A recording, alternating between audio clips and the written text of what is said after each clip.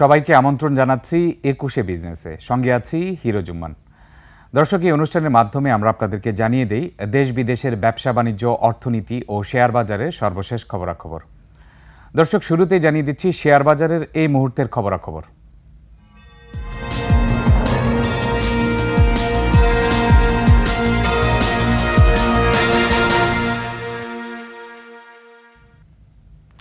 সূচকের নিম্নমুখী প্রবণতা রয়েছে আজ ঢাকা শেয়ার বাজারে। এখন পর্যন্ত সূচকের পতন হয়েছে প্রায় 10 পয়েন্টের মতো। এছাড়া দর্শক, আপনাদেরকে জানিয়ে দিচ্ছি লেনদেন সংক্রান্ত কিছু তথ্য। গতকাল ঢাকা শেয়ার বাজারে 600 কোটি টাকা লেনদেন হয়েছে, যা 2025 সালের মোট 35টি কার্যদিবসের মধ্যে সবচেয়ে বেশি লেনদেন হয়েছে। এছাড়া 2025 সালে 35টি কার্যদিবসের মধ্যে মাত্র 3টি কার্যদিবস 500 কোটি টাকা বা তার উপরে লেনদেন হয়েছে। আমরা দেখে নিচ্ছি কিছু তথ্য। এর আগে 11ই ফেব্রুয়ারি লেনদেন হয়েছিল 519 কোটি 55 লাখ টাকা এবং 21শে জানুয়ারি লেনদেন হয়েছিল 499 কোটি 14 লাখ টাকা। সব মিলে মাত্র 3টি কার্যদিবস 500 বা তার বেশি লেনদেন হয়েছিল ঢাকা শেয়ার বাজারে, যার মধ্যে গতকাল সবচেয়ে বেশি লেনদেন হয়েছে 2025 সালে 600 কোটি টাকা। দর্শক, আমরা দেখে নিব ঢাকা শেয়ার বাজারে এখন পর্যন্ত লেনদেনের শীর্ষে রয়েছে কারা, অর্থাৎ ডিএসসিতে টপ ট্রেডে কারা রয়েছে। এর পাশাপাশি আমরা দেখে নিব ডিএসসি টপ গেইনার এবং লুজারের অবস্থান। টপ ট্রেডের আজ প্রথম অবস্থানে দেখা যাচ্ছে অগ্নি সিস্টেম লিমিটেড, এটি এখন পর্যন্ত 5 কোটি 97 লাখ টাকা লেনদেন হয়েছে। দ্বিতীয় অবস্থান রয়েছে আমান ফিড, 2 কোটি 24 লাখ টাকা লেনদেন হয়েছে। তৃতীয় অবস্থান রয়েছে একমি পেস্টিসাইডস লিমিটেড, 1 কোটি 94 লাখ টাকা লেনদেন হয়েছে এখন পর্যন্ত। পঞ্চম অবস্থান রয়েছে আলহাজ টেক্সটাইল, 1 কোটি 28 লাখ টাকা লেনদেন হয়েছে। একমি ল্যাবরেটরিজ রয়েছে পঞ্চম অবস্থানে, 87 লাখ টাকা লেনদেন হয়েছে এখন পর্যন্ত। আমরা দেখে নিলাম ঢাকা শেয়ারবাজারের টপ ট্রেডের অবস্থান। টপ ট্রেডে দেখা যাচ্ছে 5টি প্রতিষ্ঠানের মধ্যে 3টি প্রতিষ্ঠান দর হারিয়েছে, 2টি প্রতিষ্ঠানের দর বৃদ্ধি পেয়েছে। তাও আমরা দেখতে পাচ্ছি এর মধ্যে সবচেয়ে বেশি বৃদ্ধি পেয়েছে আমান ফিড, 4%-এরও বেশি। আমরা দেখে নিলাম টপ ট্রেডে কারা রয়েছে। এখন আমরা দেখে নিব শতাংশের দিক থেকে কোন কোন কোম্পানিগুলো সবচেয়ে বেশি বৃদ্ধি পেয়েছে, অর্থাৎ টপ গেইনারে কারা রয়েছে। টপ গেইনারের প্রথম অবস্থানে আজ দেখা যাচ্ছে একটি mutual fund, AIBL first mutual fund, এটি এখন পর্যন্ত 4.35% বৃদ্ধি পেয়েছে। আমান ফিড রয়েছে দ্বিতীয় অবস্থানে, 4.04% বৃদ্ধি পেয়েছে। আলিফ ইন্ডাস্ট্রিজ লিমিটেড রয়েছে তৃতীয় অবস্থানে, 1.67% বৃদ্ধি পেয়েছে। AMCL প্রাণ রয়েছে চতুর্থ অবস্থানে, 0.89% বৃদ্ধি পেয়েছে এই পর্যন্ত। এরপরে রয়েছে ACFL অ্যাক্টিভ, এসিআই ফর্মুলেশনস লিমিটেড, এই কোম্পানিটি 0.57% বৃদ্ধি পেয়েছে এখন পর্যন্ত। আমরা দেখতে পাচ্ছি টপ গেইনের 5টি প্রতিষ্ঠানের মধ্যে আমান ফিড সবচেয়ে বেশি লেনদেন হয়েছে 2 কোটি 23 লাখ টাকার মতো। আমরা দেখে নিলাম টপ গেইনারে কারা রয়েছে। এখন আমরা দেখে নিচ্ছি টপ লুজারে কারা রয়েছে, অর্থাৎ শতাংশের দিক থেকে কোন কোম্পানিগুলো সবচেয়ে বেশি দর পতন হয়েছে। এর মধ্যে প্রথম অবস্থানেও রয়েছে মিউচুয়াল ফান্ড ফার্স্ট জনতা ব্যাংক মিউচুয়াল ফান্ড, এটি 3.13% দর হারিয়েছে। দ্বিতীয় অবস্থানে রয়েছে একমি পেস্টিসাইডস লিমিটেড, এটি 2.72% দর হারিয়েছে। আলিফ ইন্ডাস্ট্রিজ রয়েছে তৃতীয় অবস্থানে, 2.63% দর হারিয়েছে। আনলিমা ইয়ার্ন রয়েছে চতুর্থ অবস্থানে, 2.46% দর হারিয়েছে। আফতাব অটোমোবাইল রয়েছে পঞ্চম অবস্থানে, 1.69% দর হারিয়েছে এখন পর্যন্ত। এর মধ্যে টপ লুজার আমরা দেখতে পাচ্ছি একমি পেস্টিসাইডস লিমিটেড, এটি প্রায় 2 কোটি টাকার মতো লেনদেন হয়েছে। আমরা দেখে নিলাম টপ লুজারের অবস্থান। এখন আমরা দেখে নিব খাত ভিত্তিক অবস্থান কেমন রয়েছে। এর মধ্যে আমরা প্রথমে দেখে নিচ্ছি ব্যাংকিং খাতের টপ ট্রেডে কারা রয়েছে। একটি উল্লেখযোগ্য বিষয় হচ্ছে ব্যাংকিং খাতের টপ ট্রেডে থাকা 5টি কোম্পানির মধ্যে 5টি কোম্পানি দর হারিয়েছে এখন পর্যন্ত। মিডল্যান্ড ব্যাংক রয়েছে প্রথম অবস্থানে এবং সার্কিট ব্রেকারের সর্বোচ্চ লিমিট পর্যন্ত দর হারিয়েছে, 9.78% দর হারিয়েছে এখন পর্যন্ত। লেনদেন হচ্ছে 19 কোটি 82 লাখ টাকার মতো। টপ ট্রেডের দ্বিতীয় অবস্থানে ব্যাংকিং খাতে রয়েছে এনআরবি ব্যাংক, 3 কোটি 92 লাখ টাকা লেনদেন হয়েছে। সিটি ব্যাংক রয়েছে তৃতীয় অবস্থানে, 2 কোটি 72 লাখ টাকা লেনদেন হয়েছে। ব্র্যাক ব্যাংক রয়েছে চতুর্থ অবস্থানে, 2 কোটি 30 লাখ টাকার মতো লেনদেন হয়েছে। সাউথ বাংলা এগ্রিকালচার ব্যাংক রয়েছে পঞ্চম অবস্থানে, এটি দেখা যাচ্ছে 1 কোটি 17 লাখ টাকার মতো লেনদেন হয়েছে। এছাড়া মিডল্যান্ড ব্যাংক ছাড়া বাকি সবকটি ব্যাংক দেখা যাচ্ছে 1% মতো দর হারিয়েছে, এর বেশি দর হারায়নি। আমরা দেখে নিলাম ব্যাংকিং খাতে টপ ট্রেড। এখন দেখে নিচ্ছি ব্যাংকিং খাতে টপ গেইনারে কারা রয়েছে। ব্যাংকিং খাতে টপ গেইনারের প্রথম অবস্থান রয়েছে আইএফআইসি ব্যাংক, 1.47% বৃদ্ধি পেয়েছে। এনআরবিসি ব্যাংক রয়েছে দ্বিতীয় অবস্থানে, 1.19% বৃদ্ধি পেয়েছে। প্রিমিয়ার ব্যাংক রয়েছে তৃতীয় অবস্থানে, 1.12% বৃদ্ধি পেয়েছে। ঢাকা ব্যাংক রয়েছে চতুর্থ অবস্থানে, 0.89% বৃদ্ধি পেয়েছে। শাহজালাল ইসলামী ব্যাংক রয়েছে পঞ্চম অবস্থানে, 0.54% বৃদ্ধি পেয়েছে এখন পর্যন্ত। আমরা দেখে নিলাম ব্যাংকিং খাতে টপ গেইনার। এখন আমরা দেখে নিব ব্যাংকিং খাতে টপ লুজারে কারা রয়েছে। ব্যাংকিং খাতে টপ লুজারে প্রথমে রয়েছে মিডল্যান্ড ব্যাংক 9.78% দর হারিয়েছে। ন্যাশনাল ব্যাংক রয়েছে দ্বিতীয় অবস্থানে 2.13% দর হারিয়েছে। ফার্স্ট সিকিউরিটি ইসলামী ব্যাংক রয়েছে তৃতীয় অবস্থানে 2% দর হারিয়েছে। ইসলামী ব্যাংক রয়েছে চতুর্থ অবস্থানে 1.13% দর হারিয়েছে। ব্র্যাক ব্যাংক রয়েছে পঞ্চম অবস্থানে 1.13% দর হারিয়েছে। এবং আমরা দেখতে পাচ্ছি মিডল্যান্ড ব্যাংক এবং ব্র্যাক ব্যাংক ঘিরে বিনিয়োগকারীদের আগ্রহ রয়েছে। মিডল্যান্ড ব্যাংক এখন পর্যন্ত প্রায় 20 কোটি টাকার মতো লেনদেন হয়েছে। ব্র্যাক ব্যাংক এখন পর্যন্ত 2,30,00,000 টাকার মতো লেনদেন হয়েছে। আমরা দেখে নিলাম ব্যাংকিং খাতের কি অবস্থা রয়েছে। এছাড়া দর্শক অন্যান্য খাতগুলো আপনাদেরকে দেখিয়ে দিচ্ছি। এরপরে আমরা দেখে নিচ্ছি আইটি খাতের কি অবস্থান রয়েছে। আইটি খাতের টপ ট্রেডে প্রথম অবস্থান রয়েছে অগ্নি সিস্টেম লিমিটেড, এটি 6 কোটি টাকার উপর লেনদেন হচ্ছে। ই জেনারেশন রয়েছে দ্বিতীয় অবস্থানে 2,66,00,000 টাকা লেনদেন হচ্ছে। ইনটেক এটি রয়েছে তৃতীয় অবস্থানে 2,65,00,000 টাকার মতো লেনদেন হচ্ছে। বিডি কম রয়েছে চতুর্থ অবস্থানে 2,16,00,000 টাকার মতো লেনদেন হচ্ছে। আইএসএন লিমিটেড রয়েছে পঞ্চম অবস্থানে, এটি 85,00,000 টাকা লেনদেন হয়েছে এখন পর্যন্ত। এবং আমরা দেখতে পাচ্ছি আইটি খাতের টপ ট্রেডের 5টি কোম্পানির মধ্যে মাত্র একটি কোম্পানি দর হারিয়েছে, বাকি 4টি বৃদ্ধি পেয়েছে। এখন আমরা দেখে নিচ্ছি আইটি খাতে টপ গেইনারে কারা রয়েছে। আইটি খাতে 4টি কোম্পানি শুধুমাত্র দর বৃদ্ধি পেয়েছে, সেজন্য আমরা টপ গেইনারের 4টি কোম্পানিকে দেখতে পাচ্ছি। ইনটেক রয়েছে প্রথম অবস্থানে, দ্বিতীয় অবস্থানে আইএসএন, বিডিকম এবং অগ্নি সিস্টেম লিমিটেড। ইনটেক এখন পর্যন্ত সার্কিট ব্রেকারের সর্বোচ্চ লিমিট পর্যন্ত বৃদ্ধি পেয়েছে, 9.86% বৃদ্ধি পেয়েছে।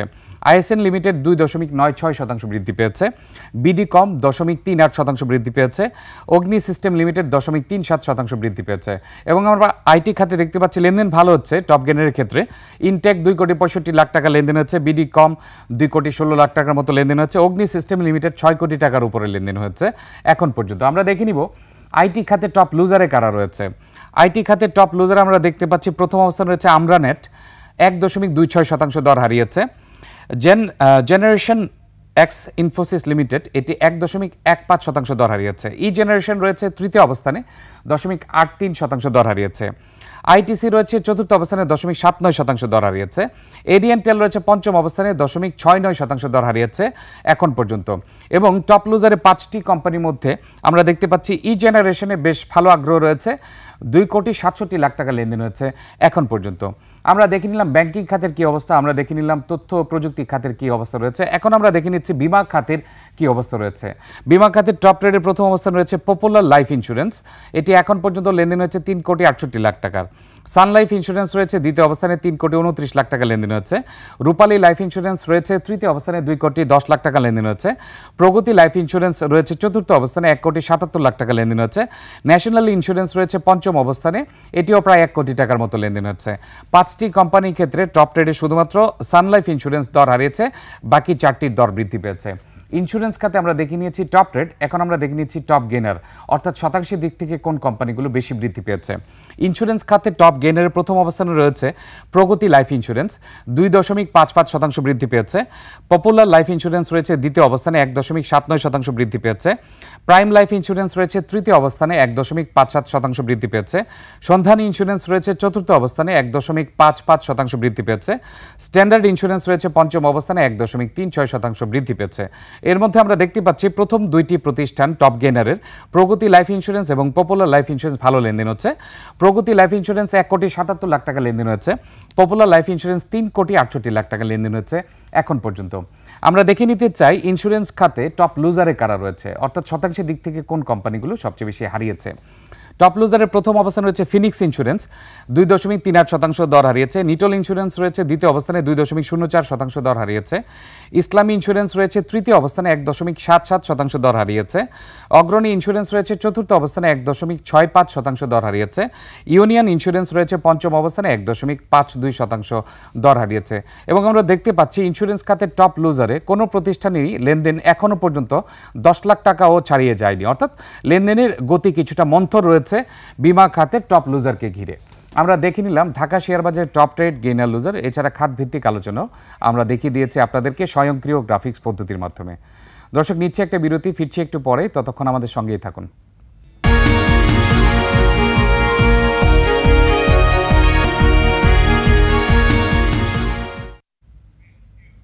আবারও স্বাগত 21শে বিজনেসে। এখন জানিয়ে দেব চাকরির খবর। সম্প্রতি দেশে বিভিন্ন সংবাদ মাধ্যম ও বিভিন্ন পোর্টালে সরকারি ও বেসরকারি প্রতিষ্ঠানে জনবল নিয়োগের যেসব বিজ্ঞপ্তি প্রকাশ হয়েছে সেসব তথ্য জানিয়ে দিচ্ছি। কারারক্ষী পদে 505 জন জনবল নিয়োগ দেবে কারা অধিদপ্তর। এর মধ্যে 378 জন পুরুষ এবং 127 জন মহিলা কারারক্ষী নিয়োগ পাবেন। প্রার্থীদের শিক্ষাগত যোগ্যতা এসএসসি বা সমমান পরীক্ষায় উত্তীর্ণ। এছাড়া পুরুষ প্রার্থীর উচ্চতা হতে হবে কমপক্ষে 1.67 মিটার এবং মহিলার ক্ষেত্রে উচ্চতা 1.57 মিটার। উভয় শ্রেণীর প্রার্থীর ক্ষেত্রে বয়সসীমা 18 থেকে 21 বছর। অনলাইন আবেদনপত্র পূরণ ও পরীক্ষার ফি জমাদানের শেষ তারিখ 16 মার্চ 2025। বিজ্ঞপ্তির সূত্র দৈনিক আমার দেশ, তারিখ 16 ফেব্রুয়ারি 2025। 337 জন জনবল নিয়োগ দেবে বন অধিদপ্তর। এর মধ্যে ইঞ্জিন ড্রাইভার বা ইঞ্জিনম্যান পদে 13 জন, গাড়ি চালক পদে 25 জন, স্পিডবোট ড্রাইভার পদে 13 জন এবং বন প্রহরী পদে নিয়োগ দেওয়া হবে 286 জন। ইঞ্জিন ড্রাইভার পদে প্রার্থীদের শিক্ষাগত যোগ্যতা এসএসসি বা সমমান পরীক্ষায় উত্তীর্ণ এবং দ্বিতীয় শ্রেণীর ইঞ্জিন ড্রাইভারের সনদ থাকতে হবে। গাড়ি চালক পদে প্রার্থীদের যোগ্যতা অষ্টম শ্রেণী বা সমমান পরীক্ষায় উত্তীর্ণ এবং বৈধ ড্রাইভিং লাইসেন্সধারী হতে হবে। স্পিডবোট ড্রাইভার পদে প্রার্থীদের শিক্ষাগত যোগ্যতা এসএসসি বা সমমান পরীক্ষায় উত্তীর্ণ এবং 3 বছরের অভিজ্ঞতা। বন প্রহরী পদে প্রার্থীদের শিক্ষাগত যোগ্যতা এসএসসি বা সমমান পরীক্ষায় উত্তীর্ণ, এছাড়া উচ্চতা থাকতে হবে কমপক্ষে 1.63 সেন্টিমিটার। আবেদনের শেষ তারিখ 2 মার্চ 2025। বিজ্ঞপ্তির সূত্র প্রথম আলো, তারিখ 14 ফেব্রুয়ারি 2025। নন ক্যাডার পদে নিয়োগ দেবে Bangladesh public service commission BPSC. সরকারের বিভিন্ন মন্ত্রণালয় ও বিভাগের 82 ক্যাটাগরিতে নবম থেকে 12তম গ্রেডে 1825 জনকে নিয়োগ দেবে বিপিএসসি। অনলাইনে নিবন্ধন ও ফি জমাদানের শুরুর তারিখ 27 ফেব্রুয়ারি 2025 আর আবেদনের শেষ তারিখ 20 মার্চ 2025। ফি জমা দিতে হবে 23 মার্চের মধ্যে। বিজ্ঞপ্তির সূত্র প্রথম আলো, প্রকাশের তারিখ 14 ফেব্রুয়ারি 2025। জনবল নিয়োগ দেবে এসিআই। ফিল্ড মার্কেটিং এক্সিকিউটিভ পদে ঢাকা, চট্টগ্রাম, রংপুর, রাজশাহী, ময়মনসিংহ, কুমিল্লা, বগুড়া, বরিশাল ও যশোর অঞ্চলে জনবল নিয়োগ দেবে এসিআই।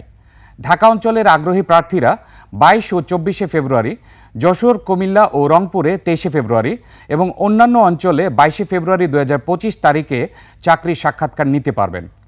নিয়োগ বিজ্ঞপ্তির সূত্র প্রথম আলো, প্রকাশের তারিখ 14 ফেব্রুয়ারি।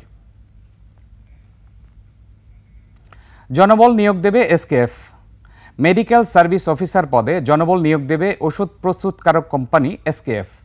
ওয়াক ইন ইন্টারভিউ পদ্ধতিতে জনবল নিয়োগ দেবে প্রতিষ্ঠানটি। ঢাকা অঞ্চলের আগ্রহী প্রার্থীরা 20 ও 23 ফেব্রুয়ারি এসকেএফের বনানীর অপারেশনাল হেডকোয়ার্টার্সে সকাল 10টা থেকে দুপুর 1টা পর্যন্ত সাক্ষাৎকার দিতে পারবেন। রাজশাহী, দিনাজপুর ও নোয়াখালীতে 20 ফেব্রুয়ারি চাকরি প্রার্থীদের সাক্ষাৎকার চলবে। নিয়োগ বিজ্ঞপ্তির সূত্র প্রথম আলো, প্রকাশের তারিখ 14 ফেব্রুয়ারি।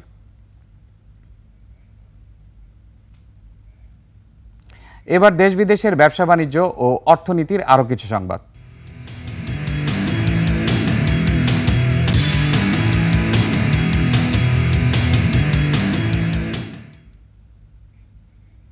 মানিকগঞ্জে ঐতিহ্যের সঙ্গে মিশে আছে হাজারী গুড়ের নাম। স্বাদ আর গন্ধে এই গুড়ের জুড়ি মেলা ভার। তবে নকল গুড়ের ভিড়ে প্রতারিত হচ্ছেন ক্রেতারা। মানিকগঞ্জ প্রতিনিধি মোহাম্মদ আলামিন মাহমুদের তথ্য ও ছবিতে ডেস্ক রিপোর্ট। 150 বছর ধরে মানিকগঞ্জের হরিরামপুর উপজেলার চালা, গালা, বাল্লা, গোপীনাথপুর, কাঞ্চনপুর, রামকৃষ্ণপুর সহ বিভিন্ন এলাকায় তৈরি হয়ে আসছে ঐতিহ্যবাহী হাজারী গুড়। শীত শুরুর 3 মাস পর্যন্ত চলে গুড় তৈরি। বাড়ির উঠোনে ভোর থেকে গুড় বানানোর কাজে লেগে পড়েন গাছিরা। সহায়তা করেন পরিবারের নারী সদস্যরাও। আমি গাছ কাটি বহুদিন ধরে, এই গাছটাকে হাজার গুড় বানান খুব পরিশ্রম, কষ্ট। পরে গাছি রস নিয়ে আসবো, রস জ্বালাই জ্বালাই ঢাইলা দিমু, ঢাইলে দিয়ে জ্বালাম কইরা গুড় তৈরি করুম। রস পারি হলে আমরা আজানের সময়, ফজরের আজান দেয় তার আগে আমরা উঠি। এই রসটা বেলা হইলে গুড়টা ভালো হবে। তবে খেজুর গাছ ও গাছি কমে যাওয়ায় গুড়ের উৎপাদন কমে গেছে। আগে শতাধিক গাছি পরিবার থাকলেও এখন হাজারী গুড় তৈরি করছেন মাত্র 25 থেকে 30টি পরিবার। তো আমরা শুনছি আর মানিকগঞ্জের প্রসিদ্ধ হাজারী গুড়ের কথা। সেই সুবাদে আমি বিভিন্ন দোকানে আমার জবের পাশাপাশি এসে একটু সময় নিয়ে করছি। নকল হাজারী গুড় বিক্রির অভিযোগে প্রয়োজনীয় ব্যবস্থা নেওয়ার দাবি ক্রেতাদের। যত্রতত্র থেকে হাজারী গুড় ক্রয় করা যাবে না। হাজারী গুড় ক্রয় করতে হলে এই হাজারী পল্লীতেই এবং অনুমোদিত যে সমস্ত গাছি আছে তাদের মাধ্যমে এই হাজারি গুড় ক্রয় করলে অরিজিনাল এবং ভেজাল মুক্ত হাজারি গুড় পাওয়া যাবে। স্থানীয় প্রশাসন বলছে ভেজাল থেকে পরিত্রাণ পেতে জেলার বিভিন্ন স্থানে হাজারি গুড় বিক্রয় কেন্দ্র করা হবে। ভেজাল বিরোধী এবং মজুতদারি যারা আছেন সকলের বিরুদ্ধে আমরা স্পেশাল অভিযান পরিচালনা করব, যাতে এই ধরনের বিশ্ববরেণ্য যে গুড়, এই হাজারি গুড়ের সুনাম যেন নষ্ট হতে পারে। এই গুড়ের মধ্যে যাতে ভেজাল না দিতে পারে সেই দিকে খেয়াল রাখা, আমাদের নজরদারি বাড়ানো, পাশাপাশি কেউ আইন ভঙ্গ করলে যদি ধরা পড়ে আমরা তাদের বিরুদ্ধে আইনানুগ ব্যবস্থা নিব ভ্রাম্যমাণ আদালতের মাধ্যমে। এই মৌসুমে জেলায় প্রায় 20,000 মণ হাজারি গুড় উৎপাদনের আশা করছেন গাছিরা। প্রতি কেজি হাজারি গুড় বিক্রি হচ্ছে 1600 থেকে 2000 টাকায়। মহিমা পলি, ডেস্ক রিপোর্ট, 21 টেলিভিশন। নরসিংদীর পলাশে অনুমোদনহীন এক ব্যাটারি কারখানা নষ্ট করছে আশপাশের পুরো পরিবেশ। জীববৈচিত্র্য ধ্বংসের পাশাপাশি প্রভাব পড়ছে মানব জীবন। কৃষিজমি হ্রাস ছাড়াও এলাকাবাসীর গলার কাটা হয়ে দাঁড়িয়েছে অবৈধ এই প্রতিষ্ঠানটি। এলাকার জীববৈচিত্র্য ও কৃষিজমি রক্ষায় দ্রুতই কার্যকরী ভূমিকা নেবে সংশ্লিষ্ট প্রশাসন, এমনটাই দাবি স্থানীয়দের। নরসিংদী প্রতিনিধি মাখন দাসের তথ্য ও ছবিতে ডেস্ক রিপোর্ট। চীনা মালিকানাধীন জিন1 স্টোরেজ লিমিটেড নামের এই কারখানাটির কলকারখানা, পরিবেশ অধিদপ্তর, ফায়ার সার্ভিস সহ কোনো ধরনেরই অনুমোদন নেই। অথচ দিনরাত 24 ঘন্টা ক্ষতিকর সীসা, সালফিউরিক অ্যাসিড ব্যবহার করে লিড অ্যাসিড উৎপাদন করছে অবৈধ এই প্রতিষ্ঠানটি। 2019 সাল থেকে বিভিন্ন ব্র্যান্ডের অন্তত 8টি ব্যাটারি তৈরি করে বাজারজাত করে আসছে তারা। পতিত সরকার দলের নেতাদের সুপারিশে চলত প্রতিষ্ঠানটি। বর্তমানেও ক্ষমতা প্রত্যাশী দলের একাধিক নেতাকে উপঢৌকনের মাধ্যমেই চলে প্রশাসন ম্যানেজ। এলাকাবাসী বিভিন্ন সময় বন্ধের দাবি করলে তাদের ওপর আসে হামলা, মামলা সহ নানান হুমকি। 40-45 জন সবাইকে ধরে নিয়ে গিয়া বিভিন্ন টর্চার এগুলা করছে। ওরা কোটিং করে মাটির নিচে যে সীসা, এই অ্যাসিড পানিও দিচ্ছে, এতে এলাকার যত মানুষ আছে সব ক্ষতিগ্রস্ত হচ্ছে। কারখানার দায়িত্বরত ম্যানেজার স্বীকার করেন যে তাদের বৈধ কোনো কাগজপত্র নেই। আমাদের কিছু ডকুমেন্টস ল্যাকিংস আছে, সেটা ঠিক আছে, কিন্তু আমরা সেগুলো সাবমিট করেছি এবং সাবমিট করার অন দ্য প্রসেস আছে। উইদিন শর্ট টাইমে আমরা এগুলো পেয়ে যাব। পরিবেশ অধিদপ্তর জানায় কারখানাটি স্পষ্টত সেখানকার পরিবেশ ধ্বংস করে আসছে। সেটি বৈধ করতে আবেদন করলে কোনো ক্রমেই ওই অঞ্চলে অনুমোদন দেওয়া সম্ভব নয়। পরিবেশ অধিদপ্তর সদর দপ্তরের যে মনিটরিং অ্যান্ড এনফোর্সমেন্ট উইং আছে, সেখান থেকে ইতোমধ্যে ওই কারখানার যে বিদ্যুৎ, গ্যাস, পানি যে সেবা সংযোগ আছে সেই সেবা সংযোগ বিচ্ছিন্ন করার জন্য আদেশ প্রণয়ন করছে। জেলা প্রশাসক জানান আদালতের নির্দেশ পর্যবেক্ষণ করে যদি গড়মিল পাওয়া যায় ব্যবস্থা নেওয়া হবে। পরিবেশগত যত ছাড়পত্র তা গ্রহণ করতে হবে 6 মাসের মধ্যে, অন্যথায় সেটা যদি করতে ব্যর্থ হয় তাহলে এটা বন্ধ বা এইভাবে কার্যক্রম চালাতে পারবে না মর্মে সেটা ডিক্লারেশন আসবে। এলাকাবাসী বলছে কারখানার প্রভাবে প্রায় 3000 একর জমিতে চাষাবাদ ব্যাহত হচ্ছে। Masum আলিসা, desk report, 21 television. দর্শক, নিচ্ছে একটা ছোট্ট বিরতি। বিরতির পর দেশের পুঁজিবাজার পরিস্থিতি নিয়ে আমরা কথা বলবো ঢাকা স্টক এক্সচেঞ্জের সাবেক ব্যবস্থাপনা পরিচালক KAM মাজিদুর রহমানের সঙ্গে। ততক্ষণ আমাদের সঙ্গেই থাকুন।